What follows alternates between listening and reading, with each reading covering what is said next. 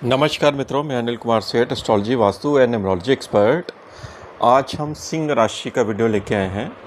राहु का 18 महीने का गोचर आपके ऊपर कैसे रहने वाला है।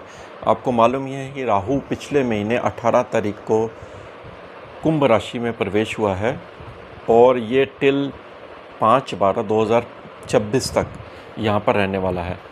राहु का लंबा ट्रांजिट होता है, केतु भी साथ में ट्रांजिट किया है। राहु केतु दोनों ही 180 डिग्री एक्सिस में चलते हैं, शैडो प्लैनेट की श्रेणिंग में आते हैं, बहुत अच्छे रिजल्ट भी देते हैं और बहुत बड़ा नुकसान भी जीवन में देते हैं। राहु केतु जो है वो सूर्य और चंद्रमा को ग्रहण भी लगा देते हैं। राहु मटेरियल चीज़ों का लॉर्ड है, राहु पैसा है, राहु आपकी शक्ति है, राहु के द्वारा ही आप टेक्नोलॉजी यूज़ करते हैं। आजकल आर्टिफिशियल इंटेलिजेंस और जितनी भी टेक्नोलॉजी की चीज़ें हैं वो सारी राहु के द्वारा ही है। यूट्यूब भी राहु है, सोशल मीडिया राहु है। राहु का बहुत बड़ा प्रभाव इस समय अर्थ पर पड़ रहा है क्योंकि कल युग का राजा राहु माना जाता है। और 18 महीने के लिए आपके ऊपर कैसे रहने वाला है, सिंह राशि की बात करते हैं। देखिए, सिंह राशि सूर्य प्रधान राशि, लगन राशि इनकी सूर्य की है। राहु का ट्रांजिट सप्तम भाव में है, अपनी राशि में बहुत बलवान है राहु, और ये 18 वर्ष बाद आया है अपनी राशि में और सप्तम भाव को तो बहुत बली कर दिया है, लेकिन लगन को वीक कर दिया है। राहु की दृष्टि पड़ रही है। सिंह राशि के लिए राहु मिले जुले असर देगा। अगर आपकी महादशा अंतर्दशा चल रही है तो आपको सतर्क भी रहना है, काम के प्रति पार्टनरशिप में सतर्क रहना है। शादी हो चुकी है, लाइफ पार्टनर से भी प्रॉब्लम आपको यहाँ पर देखने को मिल सकती है। लेकिन सप्तम भाव इतना बली है कि आप अगर इंडिपेंडेंट काम कर रहे हैं, उसमें आपका किसी पार्टनर का इन्वॉल्वमेंट नहीं है, तो ये राहु आपके बिजनेस को बहुत बड़ा बल देने वाला है। और अगर आप राहु के पॉजिटिव एट्रीब्यूट्स को अपनाएंगे तो राहु आपके व्यापार को बहुत आगे तक लेके जाएगा। इसका जो प्रभाव स्टार्टिंग में पड़ेगा वो पूर्वा भाद्रपद नक्षत्र के साथ प्रवेश हुआ है, जो कि गुरु का नक्षत्र है, तीसरा चरण था। और 23/11/2025 को ये शतभिषा नक्षत्र में प्रवेश करेगा, तब और ताकतवर हो जाएगा क्योंकि राहु अपने ही नक्षत्र में जाएगा। अभी गुरु के नक्षत्र में चल रहा है और मंगल के नक्षत्र में इसका प्रभाव थोड़ा सा मेलेफिक रहेगा। वो आएगा 2 अगस्त 2026 से लेकर 5/12/2026 तक का जो समय है धनिष्ठा नक्षत्र मंगल में, उसमें ये बहुत उग्र होगा क्योंकि यहाँ पर राहु मंगल के नक्षत्र में कुछ न कुछ समस्याएं का जरूर उत्पन्न करता है। हर एक की राशि के हिसाब से ये समस्या आएगी। आज हम सिंह राशि का वीडियो लेके आए हैं। देखिए, सिंह राशि का राहु सप्तम भाव में बहुत बली है। 7th हाउस इंडिपेंडेंट वर्क का, पार्टनरशिप का है, डेली रूटीन वर्क का है, और ये ऑपोजिशन पार्टी का भी होता है आपका। यानी कि आप लगन है तो आपका अगला आपके सीधा 180 डिग्री पे जो भाव सप्तम भाव है, ये आपकी ऑपोजिशन पार्टी है। जो मतलब कि आप जैसे बिजनेस करते हैं तो सामने वाला आपका सप्तम भाव हो गया, आपकी पत्नी आपका सप्तम भाव हो गया, यानी कि ऑपोजिट साइड पे है। तो राहु सप्तम भाव में मैंने बताया ना कि आपके बिजनेस को तो बहुत बल दे रहा है, स्वयं की राशि में इंडिपेंडेंट वर्क को बल दे रहा है। आप अगर अपने काम में राहु के एट्रीब्यूट्स लाएंगे तो राहु आपको बहुत पैसा भी दे सकता है। लेकिन लगन में केतु आ गया है, और लगन में केतु जो होता है वो कहीं ना कहीं धार्मिक प्रवृत्ति आपकी साथ में भी रहने वाली है। धर्म के मामले में केतु बहुत बढ़िया प्लैनेट माना जाता है। राहु सप्तम भाव में हो तो कई बारी मटेरियल अफेयर्स ज़्यादा कराता, बाहर अनवांटेड जो होते हैं ना चीज़ें वो अटैक कर देती हैं। Law of attraction 7th house में राहु कर देता है सिंह राशि वालों के लिए, उससे बचाव रखना है। मतलब ना होते हुए भी आपका कहीं ना कहीं अफेयर भी हो सकता है, चाहे वो लेडीज़ हो जेंट्स हो, क्योंकि ये प्लैनेट ही ऐसा है। और अगर आपकी महादशा अंतर्दशा चल रही है तो आपको बहुत बचाव करना है, क्योंकि अगर ये आपने एट्रीब्यूट्स अपना लिए, जैसे आपकी शादी हो चुकी है, कई बार शादी होने के बाद भी लोग मटेरियल अफेयर कर लेते हैं, तो आपको ये राहु कहीं ना कहीं प्रॉब्लम में डाल सकता है। इसलिए इसका बचाव के लिए आपको अपने जो सनातनी चीज़ें हैं उसको अपना के रखना है, धर्म को अपना के रखना है, और भगवान की प्रार्थना करती है। राहु की महादशा हो अंतर्दशा, भगवान शिव की आराधना बहुत बढ़िया मानी जाती है। भैरव जी की उपासना इसमें बहुत अच्छी मानी जाती है। सप्तम भाव में राहु मैंने बताया बली है, और ये कार्यक्षेत्र को भी बढ़ाएगा और आपके आपका जैसे कोई पार्टनरशिप में भी काम है तो आपको बड़ा पॉजिटिव रहना है, क्योंकि ये नेगेटिव ख्यालात भी उत्पन्न करता है। जब भी ये दशा अंतर्दशा पचहत्तर में आएगा तो पार्टनर के प्रति आपके नेगेटिव ख्यालात भी उत्पन्न करेगा।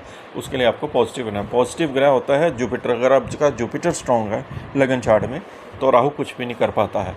अगर जुपिटर वीक है तो राहु की तस्वीर बढ़ जाती है, क्योंकि ये शनि की तरह एक्ट करता है और शनि आपका अष्टम भाव में है।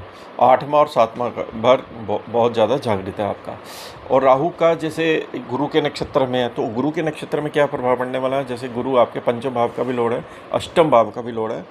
5वां घर होता है आपकी इम्यूनिटी का, आपकी सोच का, आपकी बुद्धि का, आपके बच्चों का और एंटरटेनमेंट का। राहु एंटरटेनमेंट भी देगा, सोच देगा, पॉजिटिव देगा, नेगेटिव देगा, और बुद्धि आपकी ऊपर नीचे जाएगी। जैसे सेंसेक्स का ग्राफ चलता है वैसे ही आपकी बुद्धि ऊपर नीचे चलेगी कि कभी आपको खुशी महसूस होगी, कभी आपको गम महसूस होगा, क्योंकि ये ग्रह ऐसा है, ये ऊपर नीचे ऐसे ग्राफ की तरह चलता है। अगर आपको राहु की महादशा या अंतर्दशा चल रही है, अगर नहीं है तो फिर इसका प्रभाव बहुत कम रह जाता है। इस चीज़ को आप ध्यान रखें, और अगर है तो आप ज़रूर इसके ऊपर एनालाइज करें। पेट से रिलेटेड बीमारियां भी उत्पन्न करता है राहु। गुप्त अंग जो होते हैं हमारे, जो डायग्नोस नहीं होते हैं, गुप्त बीमारियां होती हैं, वो राहु देता है। 9 नंबर की राशि होती है गुरु की राशि। गुरु लीवर फैटी कर देता है। लीवर से कनेक्शंस राहु का और गुरु का कनेक्शन माना जाता है। राहु लीवर में कई बीमारियां उत्पन्न कर देता है, लीवर सोरोसिस हो गया और हेपेटाइटिस हो गया।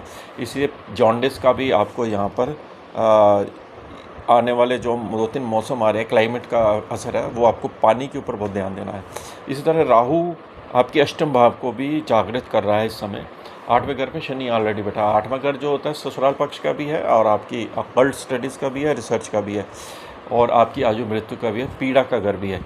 तो आप समझ सकते हो कि अगर आपका राहु और शनि का भी कनेक्शन बना हुआ है तो आपको 8वें घर से पीड़ा देखने को मिल सकती है। ससुराल पक्ष से आपको प्रॉब्लम आ सकती है। पत्नी के साथ आपका विवाद बढ़ सकता है, क्योंकि 7वें घर का लॉर्ड अष्टम भाव में है। और राहु जब शतभिषा नक्षत्र में जाएगा बली बहुत होगा और आपका 7वां घर बहुत ज़्यादा पावरफुल हो जाएगा। और अगर आप अपना व्यापार कर रहे हैं, सर्विस प्रोवाइडर है कोई, आपको बहुत ज़्यादा धन की मात्रा बढ़ने वाली है। क्योंकि दृष्टियों की तो बाद में बात करेंगे, नक्षत्र वाइज कर रहे हैं। राहु यहाँ पर बहुत बली माना जाता है। जिनकी शादियाँ नहीं है उनके लिए बहुत अच्छा है, उनके लिए लव अफेयर बहुत बढ़िया 7वें भाव में करा देता है, उनके लिए अच्छा है। और राहु जब धनिष्ठा नक्षत्र मंगल के नक्षत्र में जाएगा तो मंगल की 2 राशियाँ ये एक्टिवेट करेगा, चौथे घर की राशि और आपकी 9वें भाव की राशि। देखिए चौथे घर की राशि है, यानी कि आपकी अगर माता है तो माता की सेहत में थोड़ा ऊपर नीचे प्रभाव करेगा।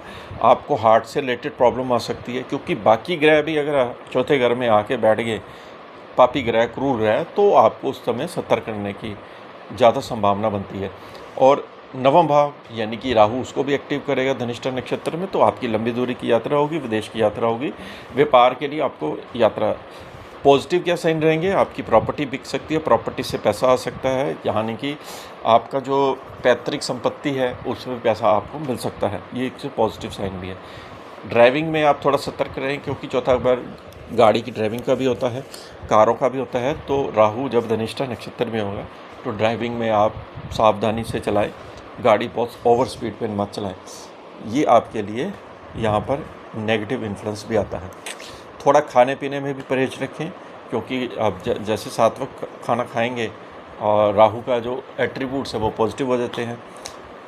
अब बात करते हैं इसकी दृष्टियों की। देखिए राहु की पंचम दृष्टि सीधी आपकी जो जारी है वो मिथुन राशि पे जा रही है। मिथुन राशि पे जब राहु की दृष्टि 11वें घर पे जाती है तो लाभ तो निश्चित देगा। आप कोई भी व्यापार करते हैं, सर्विस प्रोवाइडर हैं, आपके मित्रों की संख्या बढ़ेगी। 11वें घर को देख रहा है मिथुन राशि को, तो आपके क्रिएटिविटी से, राहु क्रिएटिव भी प्लैनेट भी है, फिल्म इंडस्ट्रीज में है तो आपको नई नई मूवियाँ दे देगा, नाटक दे देगा। 11वां घर इच्छा पूर्ति का है तो आपकी इच्छाएं पूर्ति होगी। शादी का योग भी बना देता है, आपका लव मैट अच्छा मिल जाता है। तो ये भी आपको यहाँ पर प्लस भी राहु का मिल रहा है। और लगन पर जब इसकी दृष्टि जाएगी, राहु की दशा होगी, महादशा होगी, तो आपको स्वास्थ्य में ध्यान रखना है। एंजाइटी, डिप्रेशन, रात को नींद कम आना है, ये राहु के एट्रीब्यूट्स आपको देखने को मिलेंगे। राहु की 9वीं दृष्टि जब तुला राशि पर 3रे घर पे जाएगी तो आपको जॉब इंटरव्यू और ऑनलाइन वर्क से फ़ायदा मिलेगा।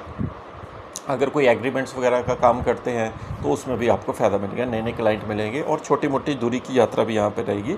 तीसरा बल पर राहु की दृष्टि अच्छी मानी जाती है क्योंकि बल को बढ़ा देता है, आपकी सेहत अच्छी रहेगी और सेहत के लिए आप जिम ज्वाइन करोगे।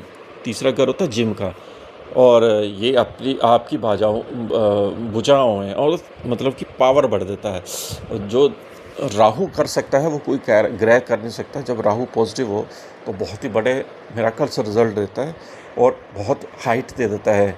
आपने देखा होगा कि बहुत बड़े बड़े लोगों की कुंडलियों में राहु बहुत ही बलवान होता है और उनको बहुत अच्छे अमीर बिलियन ट्रिलियन डॉलर, जैसे रतन टाटा की कुंडली में देखो लगन में राहु है, ऐसी बहुत सारी एग्जांपल मिलेंगी। राहु उनको बहुत हाइट दे देता है। तो सिंह राशि के ऊपर ये वीडियो आज हमने बनाया है। राहु के लिए मैंने आपको छोटे छोटे उपाय दिए हैं। शिव की उपासना, भैरव जी की उपासना करें, इसमें सबसे बेस्ट होती है। कुत्तों की सेवा कीजिए, जानवरों की सेवा कीजिए, तो राहु के एट्रीब्यूट्स जो नेगेटिव हैं वो कम हो जाते हैं। आपको वीडियो कैसी लगी जरूर बताइए। इसके साथ ही हम आपसे आगे लगे। नमस्कार।